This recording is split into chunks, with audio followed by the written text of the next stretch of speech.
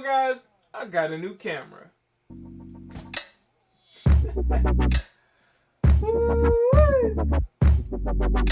Alright, what's up guys? My name is Cushshon and this is yet another video. Now, I gotta say, I am so glad I finally don't have to use this to vlog with. I still might use this camera for behind the scenes shots of when I'm shooting music videos or commercials, that type of thing, so that I can use it to stock up my portfolio so people know that I shoot the videos that I shoot. Because I'm telling you, if you've seen the type of videos I make, it's insane. You will not think that I'm the one who made it. I want to toot my own horn, but hey. And just so you guys know how much of a big deal this is, it's amazing. It is crazy. When I first started making videos or whatever, when I first started learning how to edit videos, I should say, because I've been making videos longer. But when I first started learning how to edit videos, I used the webcam on this old laptop. This is one of those cheap $200 laptops that you could get from Walmart, any Walmart. And I was just creating videos with the webcam and editing them using I think I was using Windows Movie Maker or something like that. And little over time, I built up a little bit of money, and I used that to buy this camera. I upgraded to a $300 Nikon camera. It's a little point and shoot camera that I started using. And when my skill with this got a little better, I upgraded to the Nikon D3400, which is this camera right here. And I gotta say, this thing is a workhorse.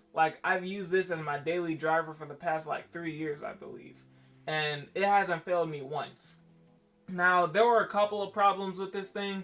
For instance, when I did that electric longboard build a while back, it required me to make parts out of carbon fiber. And in order to do that, I needed lots of epoxy, and I got so much epoxy all over the place that I actually accidentally glued some of these buttons down, which was a big mistake, because this camera at the time costed me $600, $700, and it was, yeah, it was a bad thing. It really broke my heart to see this thing go like that. But I mean, it still works, it's perfect, it's just I can't change the settings on this. And not only that, filming these YouTube videos with this camera was such a hassle because I can't record audio through here with an external microphone. So I had to record the audio separately, which is why if you look at my other videos, you usually see something like GarageBand open or whatever, because I would record my audio with this microphone and then I'd sync it up in post using this using this old clapperboard right here. But thankfully, this camera allows me to record audio internally with an external microphone, so I don't really have to worry about all that much right now. And I know all of y'all are probably like, well, Derek, I mean, that's part of what goes into making videos for YouTube. Well, I mean, of course it is. I mean, a lot of people do it. I got used to it. But when you're doing that every time you have to make a video, not only that, y'all can't really see it, but I have a whole bunch of lights and stuff up right now. Wait a second. I'm about to show y'all with this camera real quick. Alright, let me sync the audio real quick. Alright, so you guys are right there. There's a light up there. There's another light right there. There's a light over in that corner. And as you can see, right here, it's all my camera gear. Just a mountain of camera gear, which I kind of think is awesome. But yeah, literally every day I would have to set it up, take it down, pull up my audio software, record the audio, remember to use the clapperboard, or at the very least, remember to clap so I could sync the audio. It was just a super tedious process. But now I got the convenience of this camera, which is just so freaking amazing. Cause I mean, I know y'all saw the shots from earlier. I know y'all don't want me to play those shots again.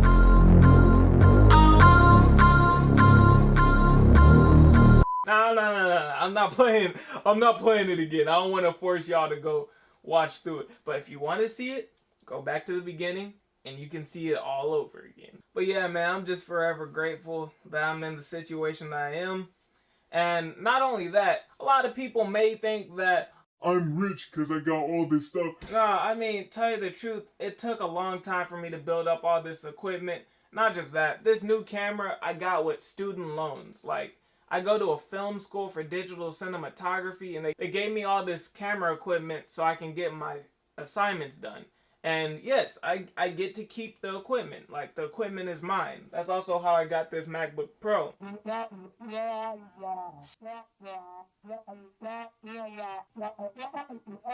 Alright guys, I went off on a tangent there. I gotta bring this video back on track to basically what it's really about. But yeah, I'm just so glad, so grateful that I got this new camera gear, and it's so awesome because I can shoot in 4K now, and it's just a lot better quality, and I get to use this for my video shoots when I shoot music videos, commercials, etc. And not just that, the fact that I'm going to school for digital cinematography, it opened my eyes to some stuff. Like, I'm not gonna lie, I was on the news a couple days, well, I wouldn't say a couple days ago, I was on the news a couple hours ago. Bear with me, I've been up for like, I think this is like my 3rd day staying up. I've been up for almost 72 hours. It's 6:08 a.m. right now. But long story short, the news was talking about like how bad St. Louis City has gotten lately, and it's just crazy. Like, I grew up in St. Louis. I used to live on the south side.